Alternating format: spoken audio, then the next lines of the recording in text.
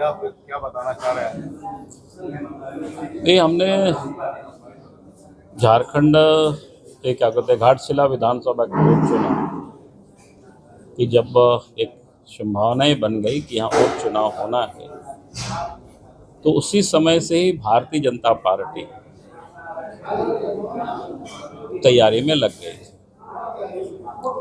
पहले चुनाव घोषणा होने के पूर्व हमारे प्रदेश के आज कार्यकारी अध्यक्ष आदित्य साहू जी इस क्षेत्र में कई बार उन्होंने दौरा कर चुके और जिला के अध्यक्ष, फिर जमशेदपुर में हमारे नेता अभय सिंह जी हैं, इन सब लोगों के साथ बैठ के कई दौर की हुई और उस समय घोषणा होने के पूर्व हम भी इस विधानसभा क्षेत्र में आए थे और कार्यकर्ताओं के साथ बैठकें की।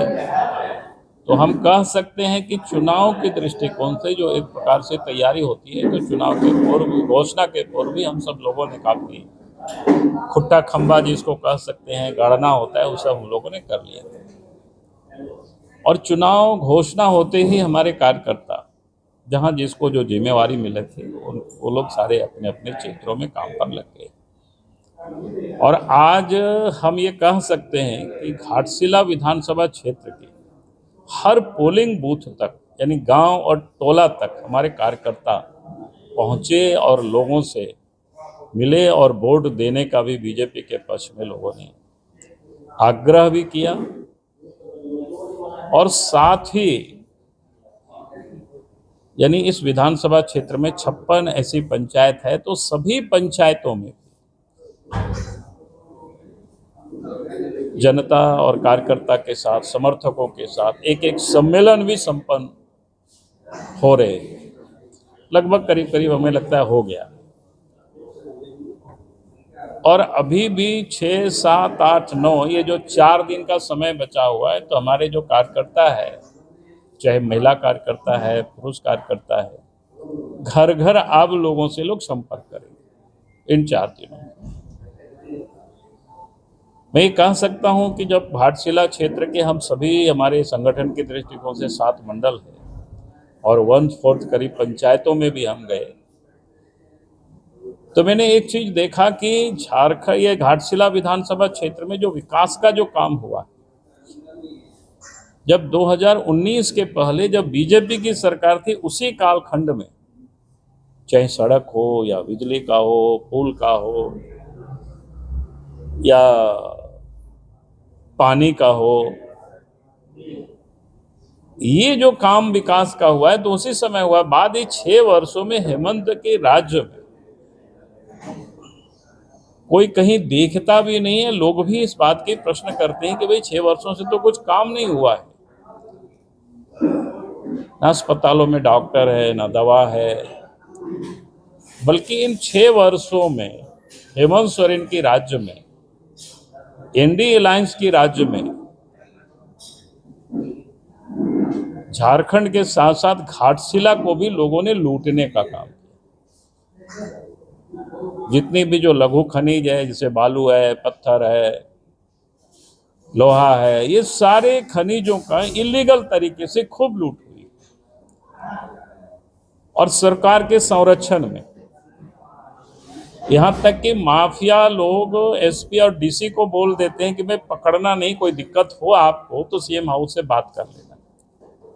और हाईवा से सारे इलीगल इस प्रकार की ट्रांसपोर्टिंग या ढुलाई, खुदाई सब होते रहा, चाहे आयरन ओर हो, चाहे बालू हो, चाहे पत्थर हो, ये सारे आम घटनाएं।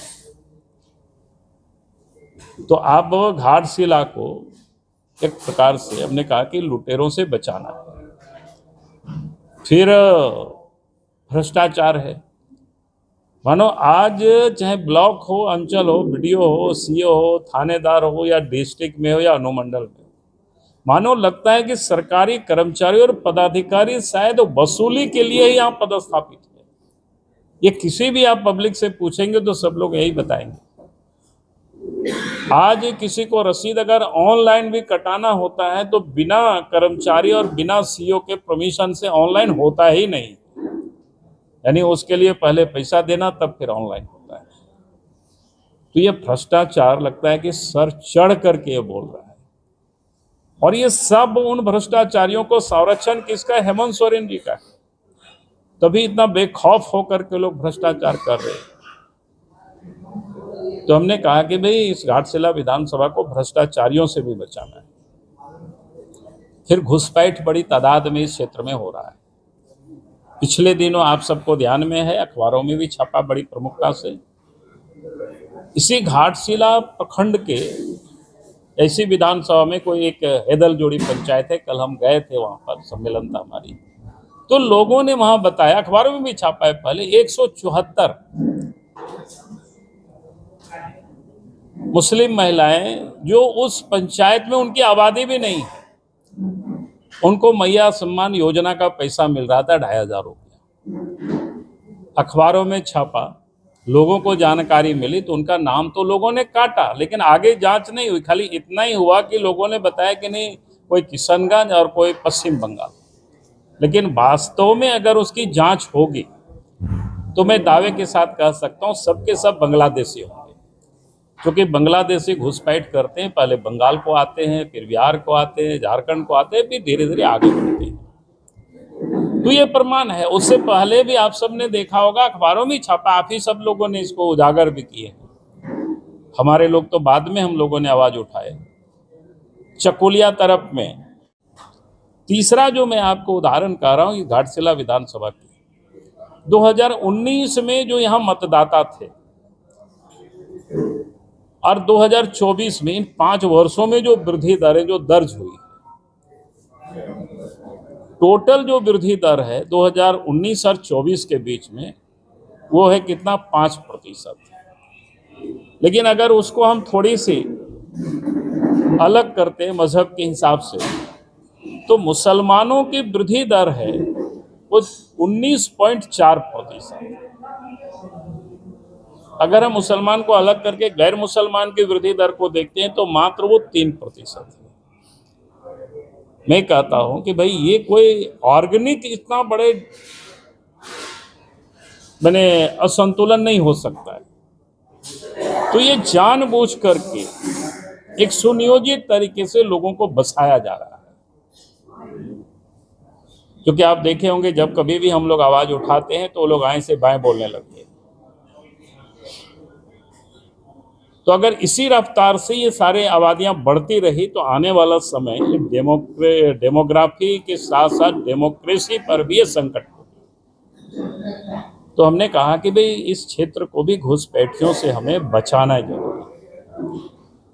और जो हमने कहा कि इन 6 वर्षों में विकास का काम देखा नहीं, बेरोजगार नौजवान आज भटक रहे हैं, जिसके बारे में बड़े बड़े बातें बोले थे कि स्थानीय नीति बनेगी, नियोजन नीति बनेगी, यहाँ के लोगों को नौकरी मिलेगी, वो सब तो हुआ नहीं।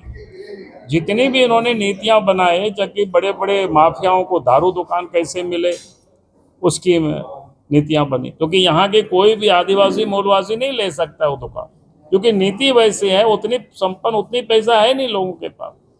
बालू घाट को भी इतना बड़ा बड़ा ग्रुप बना दिया है, कोई भी यहाँ के लोग नहीं ले सकता है, वो बड़े माफिया ही लेंगे। तो हमने कहा कि भाई इस राज्य की, इस क्षेत्र के विकास के लिए आज की तारीख में भारतीय जनता पार्टी का होना जरूरी है। और मैं कह सकता हूं, जितने दिनों तक मैंने घूमा है, लोगों में मैंने उत्साह देखा है, तो निश्चित रूप से भारतीय जनता पार्टी इस बार घाटशिला विधानसभा जीतेगी, ये हमें पूर्ण विश्वास है। बहुत बहुत धन्यवाद।